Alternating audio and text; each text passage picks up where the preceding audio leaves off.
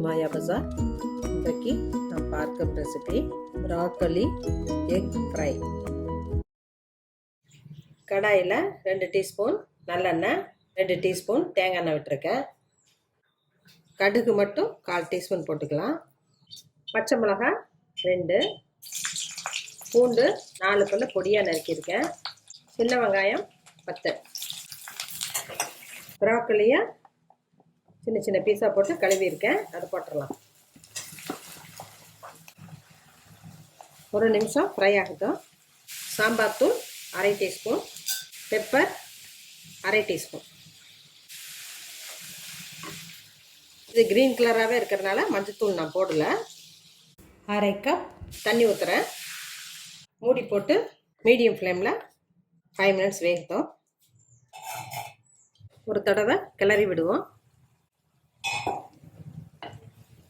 தேவையான அளவு கல்லுப்பு போட்டுக்கலாம். இப்போ நல்லா வெந்துருச்சு. இதோடையே நம்ம ஆஃப் பண்ணி வறுவலாட்டும் சாப்பிட்லாம், சப்பாத்திக்கும் நல்லாயிருக்கும். இப்போ 2 முட்டையை கொஞ்சமாக உப்பு போட்டு இதை பீட் பண்ணிக்கலாம்.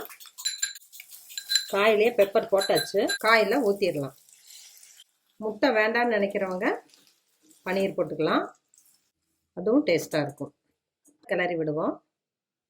ஃப்ரை ஆனோன்னு ஆஃப் பண்ணிடலாம். நல்லா ஃப்ரை ஆயிடுச்சு. 1 டீஸ்பூன் நெய் விட்டுருக்கேன். ஸ்டவ் ஆஃப் பண்ணிடலாம். ப்ராக்கோலி எக் ஃப்ரை ரெடி ஆயிடுச்சு. வித்தியாசமாகவும் டேஸ்ட்டாகவும் இருக்கும். குழந்தைங்க விரும்பி சாப்பிடுவாங்க. சாதத்தில் பசைஞ்சு கொடுத்தாலும் சாப்பிடுவாங்க. நான்வெஜ் சாப்பிடாதவங்களுக்கு ப்ராக்கோலி சத்து மிகுந்ததாக இருக்கும். ஃப்ரைட் ரைஸ், சாம்பார் சாதம், சப்பாத்தி இதுக்கெல்லாம் காம்பினேஷன் ரொம்ப நல்லா இருக்கும். செஞ்சு பாருங்கள், சாப்பிட்டு பாருங்கள். தேங்க்யூ.